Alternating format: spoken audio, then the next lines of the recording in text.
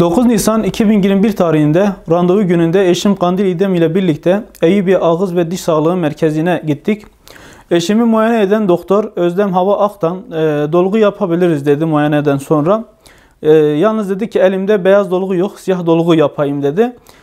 Biz de dedik ki siyah dolgu değil de beyaz dolgu yapın. Dedi elimde malzemem yok, beyaz dolgumuz bitmiş, bir hafta sonra gelin. Bir hafta sonra dolgumuz gelirse yaparız. Biz de 15 gün önce zaten randevu almıştık diş dolgusu için. Bu durumdan dolayı ben de direktmen başhekimliğe gittim. Başhekimin yanına gittik. Başhekim orada olmadığı için insan kaynakları Hüseyin Bakır Bey ile bu durumu bildirdim. Daha sonra insan kaynakları iletişimi Hüseyin Bakır Bey başhekimlikle görüşmesini yaptıktan sonra Mehmet Akif Çelik'le başhekimin doktorla görüştüğünü, yanına gidebileceğimizi söyledi.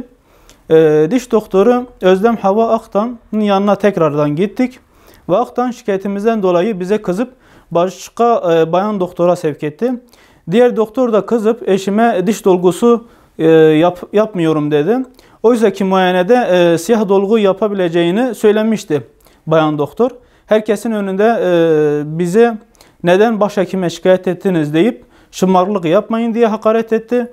Ve sonuç olarak da biz diş dolgusunu yapamadık, mağdur olduk ve o şekilde hastaneden ayrıldık.